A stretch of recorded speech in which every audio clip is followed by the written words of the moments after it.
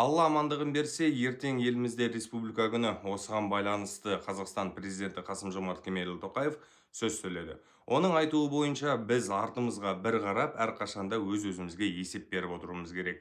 Сол есептің нақты, тиянақты болуын қадағалауда керек дейді.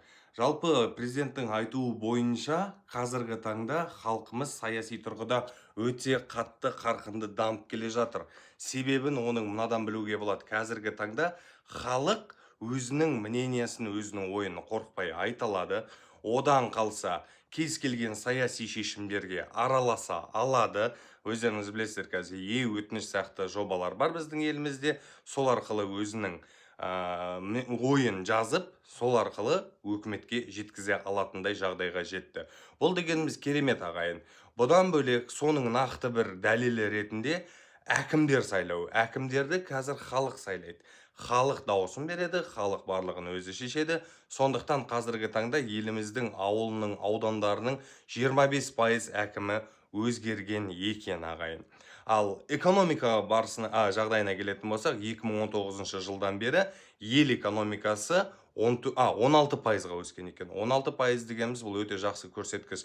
Және де ВВП дейді ғой, былай жалпылама тілде айтқанда. Сол ВВП бойынша Қазақстан ТМД елдерінің ішінде бірінші орында тұр. Бұл дегеніміз жалпы Қазақстанның орталық Азиядағы экономикасы ең мықты ел екенінің тағы да бір дәлелі. Бұдан бөлек Қазақстанмен жан-жақты жұмыс жасайтында компаниялар, Қазақстанға шетелден құйылатын инвестицияларда әжептәуір өскен екен. Оның нақты бір дәлелі мынау товар обороттың сыртқы және ішкі көрсеткіші деген сияқты. Осының барлығы біздің ел экономикамызға кәдімгідей өзінің бір дұрыс әсерін беріп жатыр да. Бұл өте керемет. Және де бұл жерде ел президенті тағы да бір дүниені қозғап өтті. Ол Конституцияның кейбір шарттарының өзгеруі. Яғни қалай? Мысалға алатын болса, қазіргі таңдағы парламенттің абыройын нығайту, яғни парламент халықпен етене жұмыс істеу деген сияқты. Одан бөлек Конституциядағы өзгерістер тек парламент, депутат, министрлігі ғана емес, президенттің де кейбір жаңағыдай заңдарын, яғни президентке байланысты Конституцияның кейбір заңдарын, оған да сәл-пәл өзгертулер керек деді. Оны Алла амандығын берсе жасайды екен.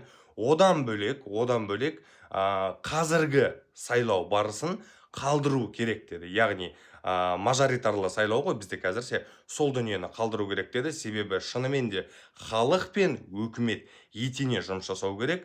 Етене жұмыс жасағанда кезде ғана біз өзіміздің елімізді одан әрі дамытады екенбіз, ағайын. Ең бастысы ел президентінің айтқан сөзі: еліміз аман, жұртымыз тыныш, тәуелсіздігіміз, егемендігіміз мәңгі болсын деді. Аман болайық, ағайын.